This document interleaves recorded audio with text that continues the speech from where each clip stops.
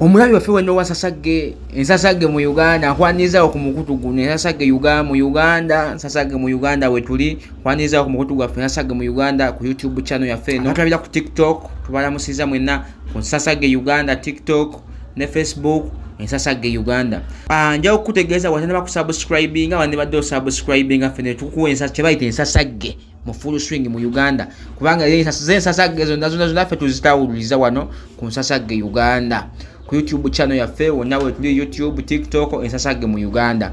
Nsasagge Uganda gwe natandaba ku subscribinga wandi badde subscribinga n'otuwa ka like yawo ne ka comment n'okateerako n'otugamba ate ensasagge eno ate mwe naba kugikwatako mwatu ne tugikusoosootoera ogenda okuvaawo nga weewaawo nga oweddemu akabuusabuusa konna. Olunaku lwaleero nkuleetedde ba DJ 10 abasinga okusasulwa mu Uganda era tulowooza nti kyekibaleetera okubeera abaakabi. Tugenda tutunulira ku bookings zaabwe tutunulire ne ssente ze bafuna ku buli show gyagenda okukolako. Mu namba 10 ntandise n'omwami DJ Roger abamumanyi mumanyidde wali ku duo nga ali ne Silk Stewart naye era Roger ye Roger asobola okukola nga ye yekka osobola bw'oba olina akasente osobola omufuna ye yekka DJ Roger bw'oba omupangisiza ogenzo ga Roger yangu koneremuuko wano Roger ajja kukyajinga emitwalo wakati wa 3 n'emitwalo 40 DJ Roger sente za charginga nongo tutte Roger yekka. Mu kifo namba 9 mulimu DVJ Masse Pro oyo mumumanyi ne Roger babeerako ku NBS babeerako after 5. Masse Pro ajja kukyajinga emitwalo wakati wa 85 ye Masse Pro.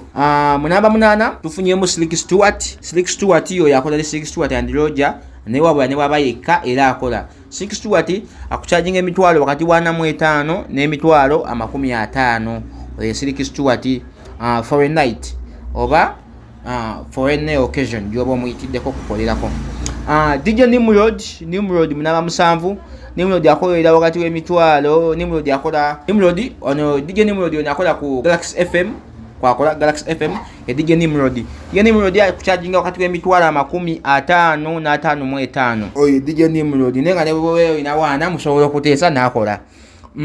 Bwetuvaako mu namba 6 tulinamu DJ Shilmatic Experience. DJ Shil akyajinga wakati w'emitwalo 5 ku mitwalo 7 okusinziira kuwa wagenda okuperforminga. DJ Shil yo yakola ku Bukedde TV naye omuntu atamanyi DJ Shil oba olimba nnyo oba otulimbye mu legendary DJ.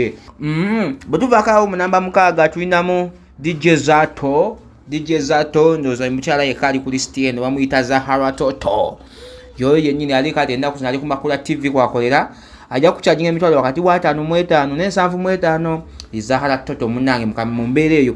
So abo no baputawuni munnange basa kula disco chuku bali bonna disco nebeera nga weewaawo ddala. Mu namba 4 twalamu ku speed mu yakiwulira namba 4 mulimu duo ate yo duo newakubadde wantu abyeko omu DJ Roger DJ Silk Stewart and Roger then eno duo ya Silk Stewart and Roger bobeera bagadde bombi babiri because they are a duo. Bakolera emitwalo wakati w'75 ne million ngo batutte babiri as a duo. So omu Roger ne Silk Stewart bakolera emitwalo wakati w'75 ne million. Mu namba 3 mulimu Suna Beni pa kinyanya version you don't know say yabayisaamu obubi ennyo.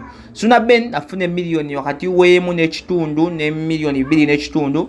Suna Ben zakolera show so nga ate obeera wala nnyo ne million 3 asobola okuzikugyako.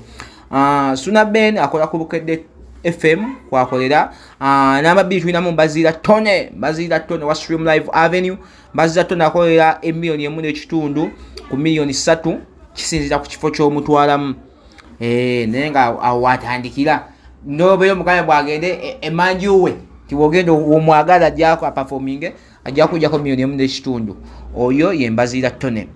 Mu namba 1 tulinamu duo ya Bazira Tone ne Suna Ben.